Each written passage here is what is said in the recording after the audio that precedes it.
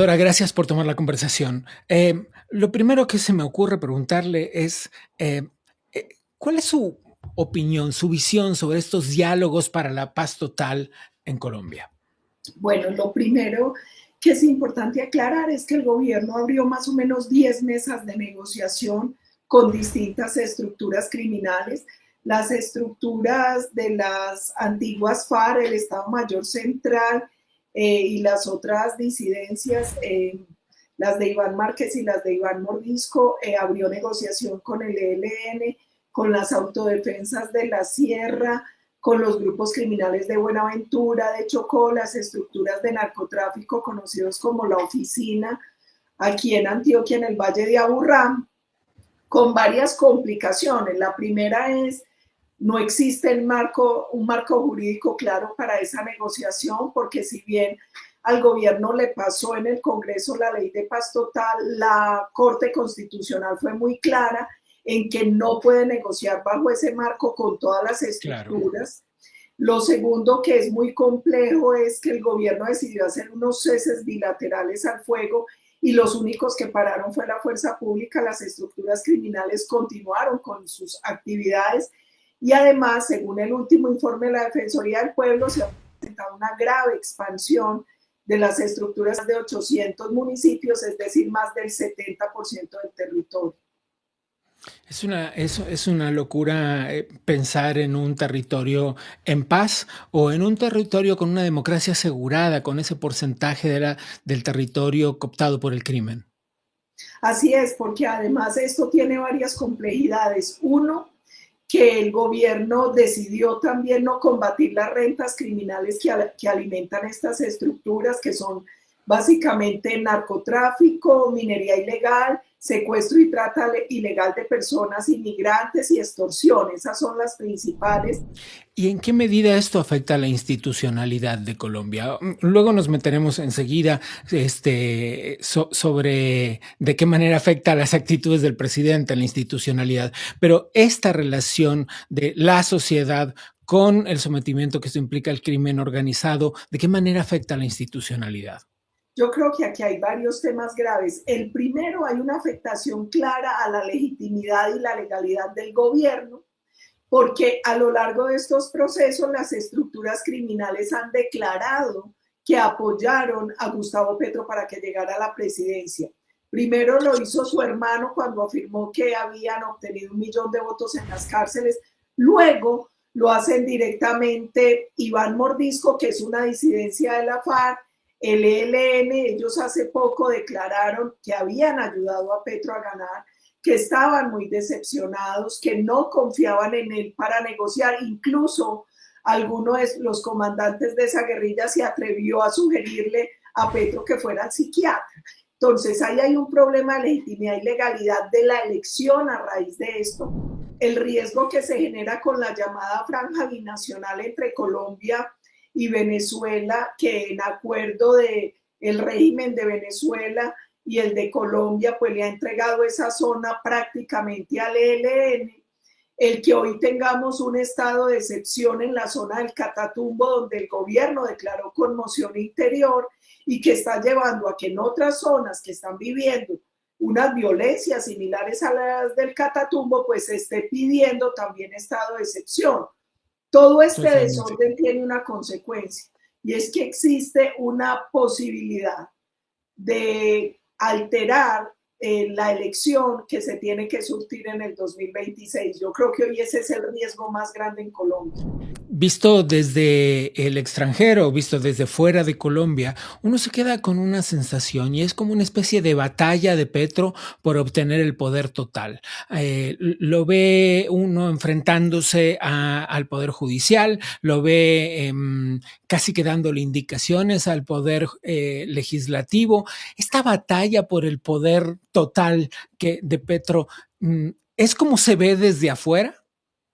Es absolutamente así. Nosotros hoy estamos enfrentando un gobierno que no ha entendido que Petro ganó, pero la Constitución no perdió. Colombia sigue siendo una democracia donde hay un Estado de Derecho, donde hay un marco constitucional y legal vigente, que a Petro le fastidia, él no puede con los pesos y contrapesos. Entonces nosotros hemos visto casos extremos como las cortes saliendo a exigirle respeto al Poder Ejecutivo, porque cada que el Consejo de Estado, la Corte Constitucional o alguna corte emite un concepto que a Petro no le gusta, se va a lanzar en ristre contra esa corte, contra el sistema judicial. Hace lo mismo con el Congreso. La relación ha sido tan tensa que por primera vez en la historia de Colombia el presidente del Congreso tuvo que acudir con varios parlamentarios a la CIDH a pedir protección. Eso nunca había sucedido.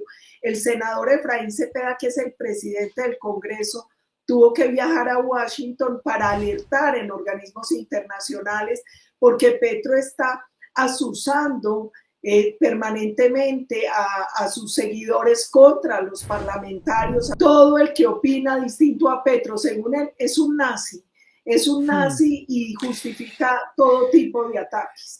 Esta apropiación de una narrativa de ustedes o nosotros, de conmigo contra mí, me recuerda mucho a la narrativa castrista de Cuba.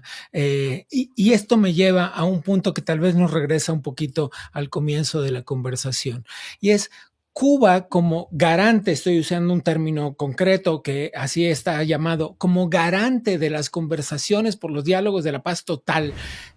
Es casi absurdo, es decir, una dictadura a la que el presidente Petro ha mostrado abiertamente su respaldo.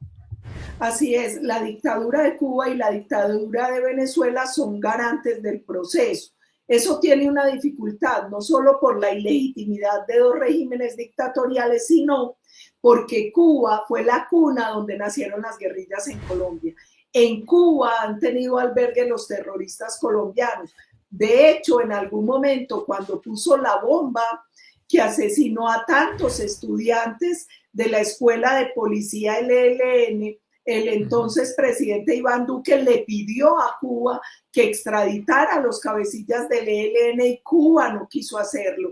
Cuba ha sido un albergue histórico para estas estructuras narcoterroristas. De hecho, todos los procesos, el proceso de la FARC fue en La Habana y Cuba era garante. Aquí todos los procesos han tenido a Cuba, a Venezuela, y yo pregunto, ¿qué papel pueden jugar primero cuando son dictaduras, cuando son regímenes que están por fuera del marco institucional y legal, pero además cuando se han convertido todo el tiempo en retaguardia estratégica de las estructuras criminales? En algún momento se llegó a calcular que el 80% del ELN no está en Colombia, está en Venezuela, opera desde Venezuela.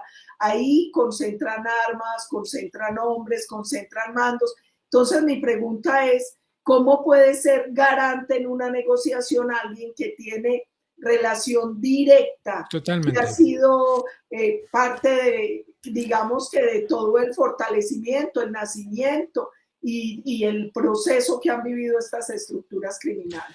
La última, porque se nos va el tiempo. Es usted oficialmente precandidata a la presidencia de la República en las elecciones del siguiente año, por su partido, el Centro Democrático. No es fácil de contestar en apenas un minuto que nos queda, pero ¿cuál es la salida de esto que parece ser un círculo vicioso? Lo primero es, si hablamos del tema de seguridad, el Estado tiene que volver a recuperar su obligación constitucional, que es garantizar la seguridad.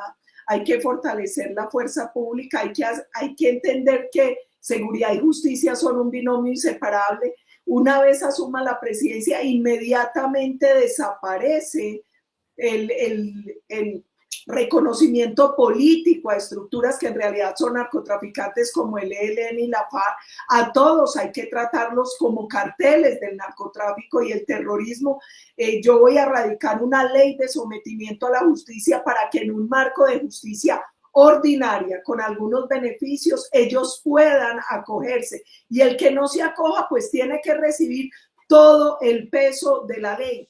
Además, una especie de tolerancia cero, entiendo. Tiene que ser así, porque no hay otra opción. Ellos han martirizado por décadas a los colombianos. Aquí se tiene que recuperar la seguridad y el orden, y eso no es negociable. Desde Colombia es la senadora Paola Holguín. Gracias.